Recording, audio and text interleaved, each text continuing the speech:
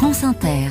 Bonjour José-Emmanuel Lamarque. Bonjour Marion Lourd. Les chroniques littorales du vendredi consacrées à des portraits de gens de mer. Et ce matin, José-Emmanuel, c'est un océanographe à la retraite active. En la personne de Michel Ignette, Marion. Michel Ignette, bonjour. Bonjour.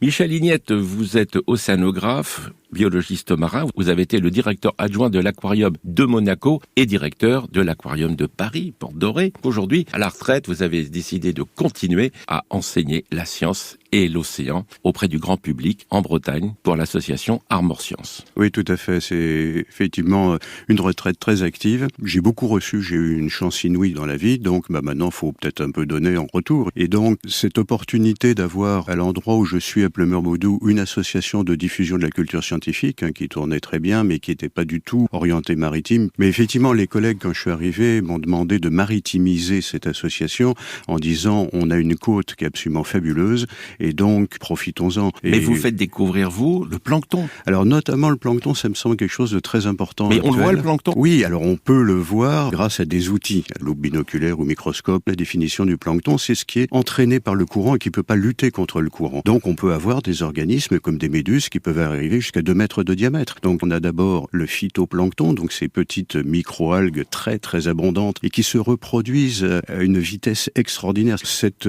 production est consommée par le zooplancton, très majoritairement des copépodes, qui sont des petits cétacés. C'est les animaux qui sont les plus abondants sur Terre, qui vont servir de nourriture à un certain nombre d'animaux, dont des poissons filtreurs, qui sont comme les sardines, les anchois, des poissons qui ont un système qui leur permet de faire quasiment un filet à plancton. Quand on voit une sardine vivante qui nage, elle nage gueule grande ouverte et c'est énorme la bouche d'une sardine par rapport à la taille d'une sardine. Donc l'eau s'engouffre dans la bouche, va irriguer les branchies, ressortir par les opercules, mais au passage, les particules sont filtrées par ces peignes qu'on appelle des branchiospines et vont servir de nourriture.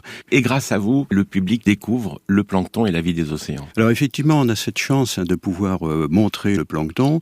On a en Bretagne, et notamment dans le Trégor, tout un tas d'événements, les fêtes de la mer, et puis de manière un peu plus organisée, la fête de la science, notamment, où on est invité pour présenter du plancton. Donc j'ai la chance d'avoir un endroit assez privilégié à l'Andrélec où je peux aller pêcher du plancton assez facilement et de présenter ce plancton vivant. On renvoie ça sur des écrans pour que ce soit visible par tout le monde. On peut communiquer avec plusieurs personnes simultanément. Sur le site internet, on retrouve tout ça. Oui, alors on a photos. Un site internet qui permet de savoir quelles sont nos activités majeures, c'est-à-dire des conférences, des expositions, et puis ce que j'appelle des ateliers, notamment j'ai parlé du plancton, et on est très très présent également en milieu scolaire, et de plus en plus, et ça c'est une bonne chose, quand on voit comment les scolaires, et de tous âges finalement, sont captivés par le plancton, évidemment c'est l'attrait du vivant. Je l'ai vécu dans ma carrière professionnelle aquarium, où effectivement l'émotion suscitée par le vivant permet de faire passer un certain nombre de messages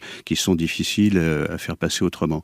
Et donc là, on a du vivant, j'allais dire facile, transportable, et on a le même attrait, on peut captiver le public et faire passer un certain nombre de messages. Moi, je me suis rendu compte quand je fais ces présentations, puisque je réponds aux questions en réalité, que j'ai au moins un tiers du temps qui est consacré finalement au changement climatique. C'est pas moi qui en parle, mais c'est les questions suscitées par les gens en face de moi qui font aborder ce sujet, qui est évidemment un sujet de société majeur. Merci à vous, Michel Ignette. On va retrouver le plancton et toute l'histoire de l'océan sur le site internet de Armor Science, science au singulier.org.